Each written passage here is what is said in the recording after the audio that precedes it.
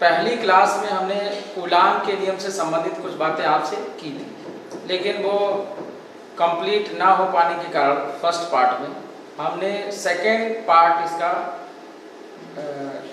Start किया है, ताकि कूलाम से जितनी भी संबंधित बात है वो पूरी हो जाए।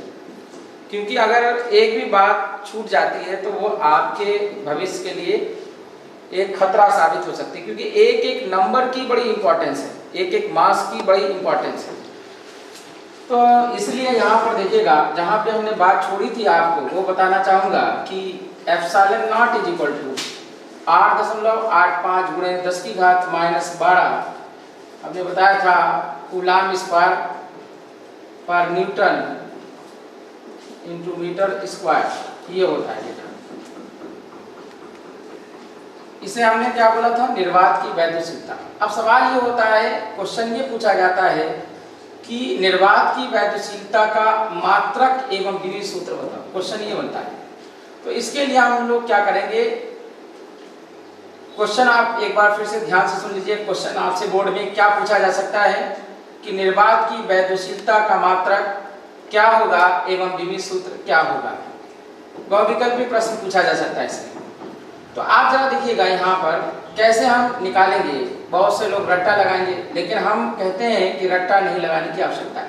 आपको पूरा कंप्लीट फिजिक्स में कहीं पर भी मैं आपको याद करने पर जोर नहीं दूंगा, बिल्कुल एक एक बात आपको समझाता हुआ चलूंगा। एक एक मात्रक, एक एक विधि सूत्र, एक एक परिभाषा, एक एक डेरिवेशन और उससे संबंधित प्रॉब्लम्स को भी मैं कभी ये नहीं कहूँगा कि आप रटिएगा एक कॉन्सेप्ट में, बल्कि मैं ये सभी स्टूडेंट से अपने कहता चलता हूँ कि हर एक, चाहे वो कोई सब्जेक्ट हो, एक एक कॉन्सेप्ट को उसको समझ करके चलिएगा। जरा देखिए कैसे, क्योंकि अगर समझ करके चलेंगे तो वो प्रश्न आपका हो गया, और अगर तुमने रट्टा मारा तो 2-3 दिन के बाद क्या हो जाएगा, फिनिश खत्म हो जाएगा। तो हम जरा इसको समझते हैं। F बराबर फार्मूला आया था 1/4 pi epsilon naught into small के Q1 Q2 divided by R square. देखिए K की वैल्यू क्या होगी, हमने बताया था y के लिए 1 होती है। सो F बराबर फार्मूला हो जाएगा 1/4 pi epsilon naught Q1 Q2 divided by R square हो जाएगा। क्रॉस मल्टीप्लाई कर लेंगे, कैंची गुणा करेंगे, तो F into 4 pi epsilon naught into R square is equal to Q1 Q2। आप देखिएगा ये 4 पाई एप्सिलॉन नॉट, ये हमको इसका मात्रक चाहिए एप्सिलॉन नॉट का, और ये 4 पाई जितने भी नियतांक होते हैं, जितने भी कांस्टेंट होते हैं, उनका कोई भी मात्रक नहीं होता है। न्यूमेरिकल वैल्यू वाले कांस्टेंट, उनका कोई भी मात्रक नहीं होता है। यह बात आप ध्यान रखिएगा। जैसे आपसे कहा जाए कि 2 का मात्रक बताइए, 3 का मात्रक बताइए, 4 का मात्रक बताइए, तो इनके कोई भी मात्रक नहीं होते। तो अब यहाँ पे जरा देखिए, जब इनका कोई मात्रक नहीं होता, इससे कोई मतलब हमारा है नहीं। तो आप देखिएगा हमारा इसका मात्रक हो गया न्यूटन गुणे, अब इसका कोई मात्रक होता नहीं, तो एप्सिलॉन नॉट का मात्रक होगा। एप्सिलॉन नॉट का मुझे मालूम नहीं, तो इसलिए निकालना पड़ेगा, तो मैं इसको ऐसे लिखूंगा। अब ये देखिए बीच की दूरी है, दूरी का मात्रक क्या होगा, कक्षा 11 में पढ़ा था मीटर एसआई पद्धति में, और इसका अभी पढ़ा था कूलाम इनटू कूलाम। ये मैं पूरा नहीं लिख रहा हूं ताकि समय की बचत हो सके। तो यहाँ पे देखिएगा क्या हो जाएगा, एप्सिलॉन नॉट का मात्रक मैं थोड़ा सिस्टम से लिख देता हूं, न्यूटन इनटू मीटर कूलाम की घात 2। तो यहां देखिएगा एप्सिलॉन नॉट का मात्रक हो जाएगा कूलाम स्क्वायर बटे न्यूटन इनटू मीटर स्क्वायर, ये आ जाएगा। तो आप इसको नोट कर लेंगे। इसीलिए हमने जब ये वैल्यू लिखी जो कूलाम से आपने निकाली थी एप्सिलॉन नॉट का, तो यहाँ पर हमने क्या लिखा, कूलाम स्क्वायर पर न्यूटन इंटू मीटर स्क्वायर। आप समझते हैं, पुनः मैं बताना चाहूंगा, फिजिकल क्वांटिटी बराबर क्या होता है, L इंटू यू होता है। तो यू का लिखना अति आवश्यक है। किसी भी भौतिक राशि को लिखते समय न्यूमेरिकल वैल्यू और यूनिट का होना बहुत जरूरी है। तो इसलिए यहाँ पर कूलम स्क्वायर पर न्यूटन इंटू मीटर स्क्वायर लिखा गया। कैसे आया? तो मात्रा की तो मैंने चर्चा कर ली, लेकिन आगे की चर्चा में ये बताना चाहूंगा कि इसका विमीय सूत्र क्या होगा। तो देखिए मात्रक से ही विमीय सूत्र आ जाता, तो हम इसको पूरा रफ कर दे रहे हैं और इसका विमीय सूत्र निकालेंगे। देखिएगा एप्सिलॉन नॉट का विमीय सूत्र होगा, इसको भी रटना नहीं, बहुत से बच्चे रटते रहते हैं। देखिए यहाँ पे कूलम किससे आया है? आवेश से आया। Q बराबर फार्मूला होता है IT। तो यहाँ से देखिएगा I का मतलब विद्युत धारा है और T का मतलब क्या है? सेकंड है। तो यहाँ पर क्या हो जाएगा, इसका विमीय सूत्र क्या हो जाएगा, या मात्रक हम बोले एम्पियर गुणे सेकंड। तो मतलब कुल मिला के कहने का मतलब है आवेश का एक और विमीय सूत्र क्या हो, एक और मात्रक क्या होता है, आवेश का मात्रक एम्पियर इंटू सेकेंड या एम्पियर इंटू आवर भी होता है, ये ध्यान रखना। एम्पियर इंटू आवर या एम्पियर इंटू सेकेंड। कॉमर्शियल पद्धति में, कॉमर्शियल सिस्टम में आवेश का मात्रक क्या होता है, एम्पियर इंटू आवर होता है, और एसआई सिस्टम में इसका मात्रक क्या होगा, एम्पियर इंटू सेकेंड होगा। तो यहां से ये चीज हम नोट कर लिया। अच्छा देखिएगा न्यूटन, न्यूटन क्या होता है, एमकेएस पद्धति में किलोग्राम मीटर पर सेकेंड स्क्वायर। कैसे आया? F बराबर ma से आया, कक्षा 11 के नाले से आप देखेंगे। यहां से द्रव्यमान का मात्रा क्या होगा, किलोग्राम, और त्वरण का मात्रा क्या होगा, मीटर पर सेकेंड स्क्वायर। तो ये आ गया। तो यहां इसको ऐसे लिखा जा सकता है।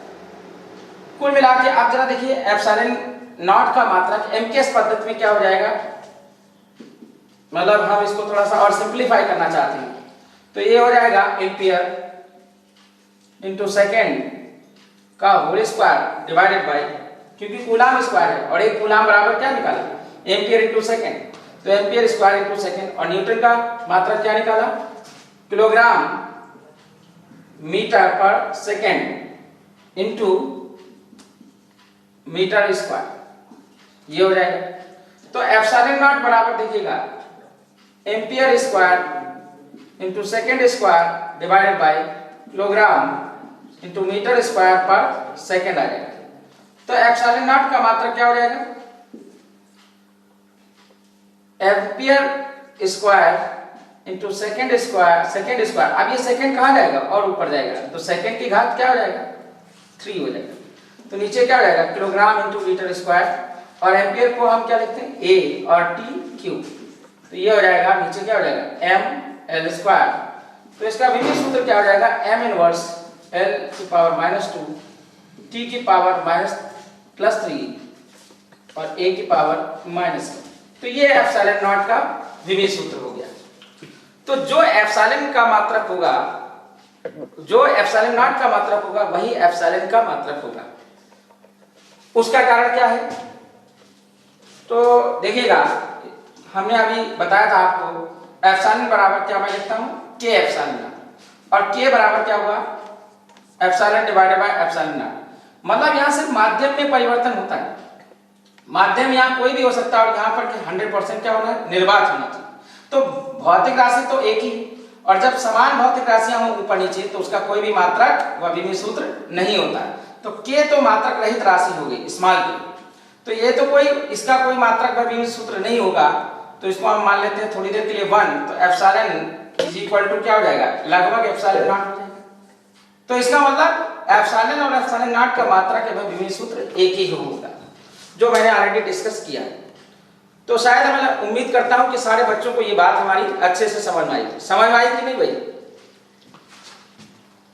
अगर नहीं समझ में आई तो आप नीचे कमेंट बॉक्स में जरूर लिखें, तो मैं इसको दोबारा कवर करने की कोशिश करूंगा, आई होपफुली।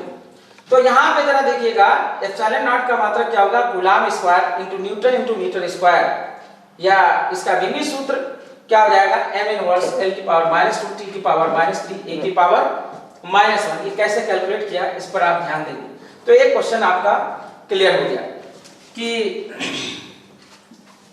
किसी माध्यम की वैद्युशीलता या निर्वात की वैद्युशीलता का मात्रक एवं विमीय सूत्र क्या होगा, एक ही होगा। अब यहाँ पर एक टर्म्स नया आया है जिसे हम कहते हैं K के, स्मॉल के, जरा उसके ऊपर भी चर्चा कर लेते हैं। स्मॉल के, दिस इज कॉल्ड परावैद्युतांक, यानी इसे बोला जा रहा है डाइलेक्ट्रिक कांस्टेंट, डाइलेक्ट्रिक कांस्टेंट, ये बोला जाए। अब डाइलेक्ट्रिक कांस्टेंट क्या हो? देखिए अभी हमने उन्हें सीखा था एप्सिलॉन इज इक्वल टू के इंटू एप्सिलॉन नॉट। जरा यहां बताओ एप्सिलॉन नॉट क्या है? निर्वात की वैद्युशीलता, और एप्सिलॉन क्या है? किसी माध्यम की वैद्युशीलता। तो यहां देखिएगा स्मॉल के इज इक्वल टू क्या हो जाएगा? एप्सिलॉन अपान एप्सिलॉन नॉट, यानी किसी माध्यम की वैद्युशीलता एवं निर्वात की वैद्युशीलता का अनुपात क्या कहलाता है? परावैद्युतांक कहलाता है या वैद्युत स्थिरांक कहलाता है। डाइलेक्ट्रिक कांस्टेंट इसे कहते हैं। और ये कैसी राशि है? मात्रक रहित एवं विमाहीन राशि। इसलिए आपको इस पर कतई इसको लर्न नहीं करना है। मतलब बाज स्टूडेंट क्या करते रहते हैं, इसको रट्टा मारा करते हैं और मेमोराइज करते रहते हैं, उसकी कोई जरूरत नहीं। आपको हर चीज स्टेप बाय स्टेप आप आसानी से निकाल सकते हैं, इसकी परिभाषा निकाल सकते हैं। क्लियर हुआ कि परावैद्युतांक का अगर आपसे सवाल भी पूछा जाए, परावैद्युतांक को किस अक्षर से प्रदर्शित किया जाता है? आंसर क्या होगा? स्मॉल के। और परावैद्युतांक की परिभाषा क्या होगी?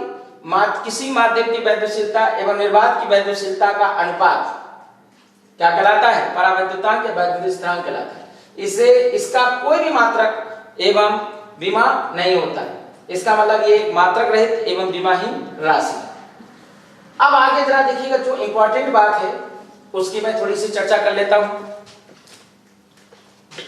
कूलाम का नियम सदिश रूप में, क्योंकि हमने अभी बोला था कि परिमाण सभी लोग डिस्कस कर लेते हैं लेकिन दिशा को डिस्कस नहीं करते हैं। इसलिए यहाँ पर जो आप सारे बच्चों का अटेंशन जो हमें ध्यान दिलाना है वो ये है कि कूलाम का नियम सदिश रूप में हमें देखना है, वेक्टर के फॉर्म में देखना है।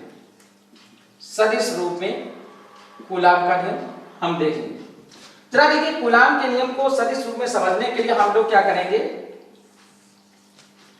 एक कार्तीय तल लेंगे, कार्टेशियन प्लेन लेंगे, और ये क्या होगा? मूल बिंदु यानी ओरिजिन होगा। यहां पर हम क्या करेंगे? दो बिंदु आवेश ले लेंगे, एक Q1 और एक Q2 लेंगे। और यहां पर स्थित सदिश क्या लेंगे? ये मान लो हमने मूल बिंदु से इस कण की स्थिति, जो पहले वाला कण है उसकी स्थिति R1 वेक्टर ले लेंगे, और दूसरे वाले कण की स्थिति क्या लेगी? R2 वेक्टर लेंगे। हमने कहा ये R1 दूरी पर Q1 कोई कण पहला स्थित है और दूसरा कण R2 दूरी पर स्थित है, यानी R1 सदिश पहले कण का है मूल बिंदु से और R2 सदिश दूसरे कण का है। अब जरा देखिएगा, और मान लेते हैं दोनों कणों के बीच की दूरी क्या है? R वेक्टर है, ये R वेक्टर। तो आप स्थित सदिश से आप जानते होंगे R वेक्टर बराबर क्या मैं लिख सकता हूं? R2 vector minus R1 vector, यानी स्थित सदिश बराबर क्या होता है फॉर्मूला? अंतिम स्थित सदिश माइनस प्रारंभिक स्थित सदिश। तो इसलिए R वेक्टर बराबर क्या हो जाएगा? R2 vector minus R1 vector. अब यहां पे जरा देखिए, क्योंकि Q1 बिंदु आवेश Q2 पर एक बल आरोपित करेगा, तो इसका मतलब ये हो जाएगा F21 वेक्टर, और एक इस पर आरोपित करेगा F12 वेक्टर, ये आरोपित करेगा। Q1 पर एक बल आरोपित होगा Q2 के द्वारा, और उसका नाम क्या होगा? F12 वेक्टर होगा। तो इसलिए यहाँ पर आपको बहुत ध्यान से समझना है कि F12 वेक्टर का मतलब क्या है, F21 वेक्टर का अर्थ क्या है। F12 वेक्टर का मतलब 2 यानी बिंदु, दूसरे बिंदु आवेश पर प्रथम बिंदु आवेश के द्वारा आरोपित बल, और F21 का मतलब क्या है? प्रथम बिंदु इस पर आरोपित बल दूसरे बिंदु आवेश के द्वारा, ये है इंडिकेट करना। तो एक बार मैं पढ़ के आपको सुना देता हूं सर, सभी लोग ध्यान देंगे। F12 वेक्टर क्या है? प्रथम बिंदु पर आरोपित बल द्वितीय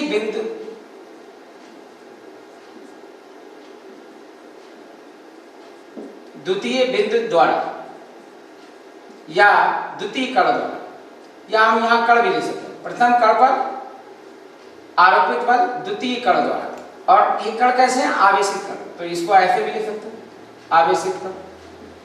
और यहाँ भी क्या ले सकते हो, आवेशित। सिमिलरली इसी प्रकार F21 वेक्टर क्या हो जाएगा, तो यहाँ पर देखिए ये 2 पहला है, मतलब द्वितीय आवेशित कण पर, द्वितीय आवेशित कण पर आरोपित बल, प्रथम आवेशित कण द्वारा, ये बात हम ले सकते हैं, ये दोनों बातें। आप जरा देखिएगा इनके मध्य कार्य करने वाला बल, तो हम लिखना चाहेंगे F12 वेक्टर क्या होगा, F12 वेक्टर बराबर क्या हो जाएगा, 1/4 पाई एप्सिलॉन नॉट। हमने मान लो इनके बीच में माध्यम जो लिया है y या निर्वात ले लिया, तो k की वैल्यू क्या हो जाएगी, 1/4 pi epsilon naught. Q1 Q2 दोनों परिमाण लेना मॉडुलस में, लेकिन यहाँ पर कोई निगेटिव नहीं, इसलिए Q1 Q2 डिवाइडेड बाय बीच की दूरी, यानी r वेक्टर का होल स्क्वायर।